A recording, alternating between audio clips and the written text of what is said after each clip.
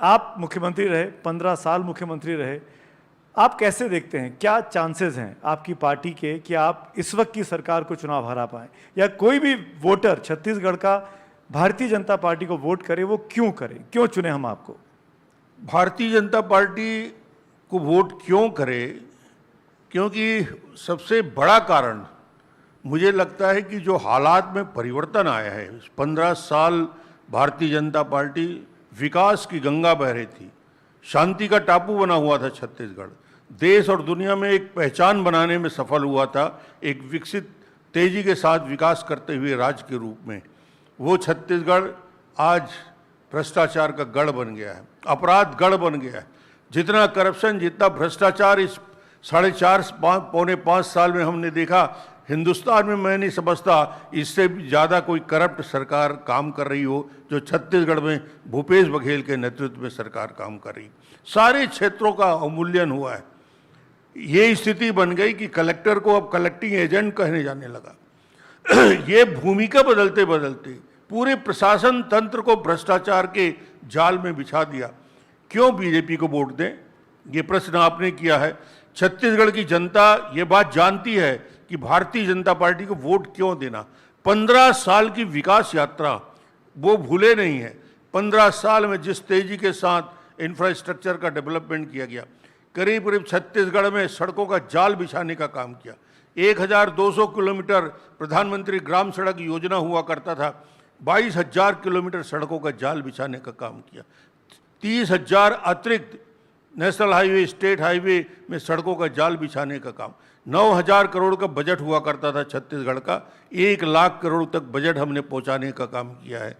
56 लाख परिवार को 1 रुपये किलो गरीबों को, छत्तीसगढ़ पलायन करने वाला छत्तीसगढ़, भूख से मौत होती छत्तीसगढ़। IMR, MMR, माल न्यूट्रिशन राष्ट्रीय स्तर में जो हमारी हालत थी उस पर जो गिरावट आई थी, 1 रुपये किलो चावल। 56 लाख परिवारों के जीवन में खुशहाली आई, पलायन से मुक्ति मिली। 58 लाख परिवारों को 50,000 रुपया के स्मार्ट कार्ड में इलाज करने की व्यवस्था की गई। 4,000 मेगावाट बिजली का उत्पादन होता था, 22,000 मेगावाट बिजली का उत्पादन छत्तीसगढ़ ने किया और देश में सरप्लस स्टेट के रूप में छत्तीसगढ़ की पहचान बनाने में सफल। 30,000 स्कूल हुआ करते थे, 60,000 प्राइमरी, मिडिल और हाई स्कूल, 30,000 अतिरिक्त खोलने का काम हम लोगों ने किया। स्कूलों के जाल बिछाए। 202 कॉलेज हुआ करते थे, 484 महाविद्यालय की स्थापना की। IIT आ गया है, एम्स आ गया, नेशनल लॉ यूनिवर्सिटी आ गया। ये सारे इंस्टीट्यूट एम्स के साथ साथ IIM और IIT के साथ पूरे राष्ट्रीय स्तर के संस्थान हमने खोले। नर्सिंग कॉलेज 2-3 हुआ करते थे, नर्सिंग कॉलेज की संख्या 60 से ऊपर हमने कर। पॉलिटेक्निक 10 से बढ़ के 51 हो गया। इंजीनियरिंग कॉलेज की संख्या में बढ़ोतरी हुई। 2 मेडिकल कॉलेज से 10 मेडिकल कॉलेज, 200 सीट से 1,000 सीट। ये छत्तीसगढ़ की विकास यात्रा है। जो सड़क छत्तीसगढ़ में आपको बताना चाहूँगा कि छत्तीसगढ़ अकेला एकमात्र ऐसा स्टेट था जहाँ सबसे बुरी हालत सड़कों की थी।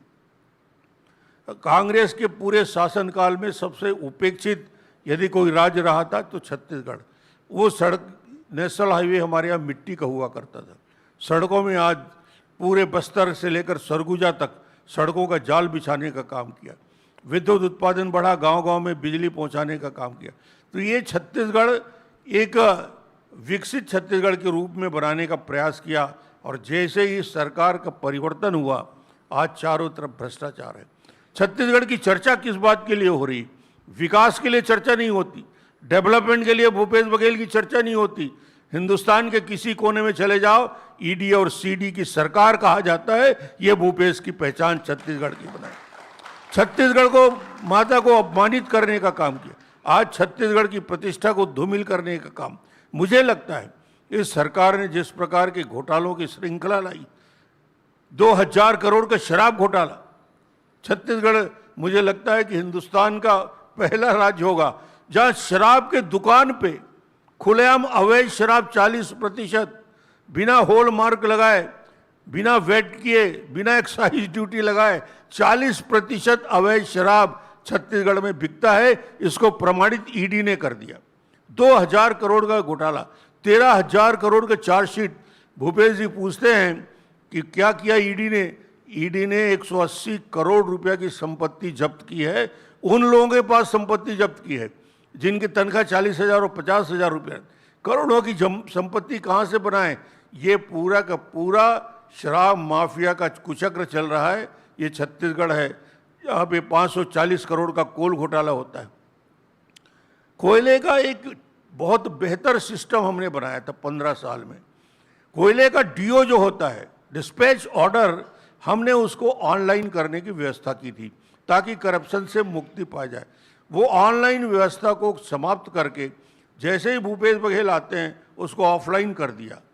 आज स्थिति ये है, 525 रुपया प्रति टन दिए बिना हिंदुस्तान में कहीं कोयला नहीं ले जाया जा सकता। और बच्चा बच्चा जानता है कोरबा का कि किस प्रकार कोयले में घोटाला हो रहा है। और आप आश्चर्य करेंगे, माइनिंग डिपार्टमेंट का डायरेक्टरेट में बैठा हुआ डायरेक्टर, वो आदेश करता है ऑनलाइन से ऑफलाइन करने का।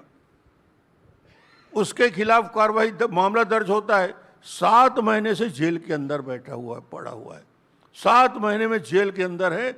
ये इस प्रमाणित मामले हैं, आईएएस अधिकारी जेल के अंदर है।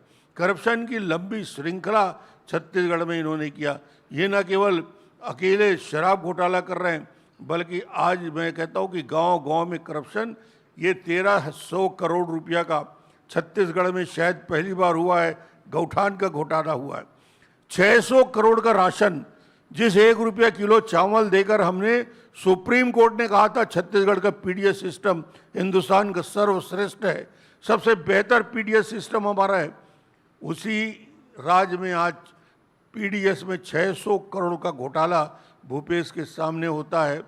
ये मामला प्रमाणित हो गया और ये प्रमाणित दस्तावेज में हुआ। विधानसभा के अंदर प्रमाण सहित इसकी जानकारी हमने दिया कि कैसे 1,29,000 मैट्रिक टन चावल डिस्पैच होता है रायपुर से।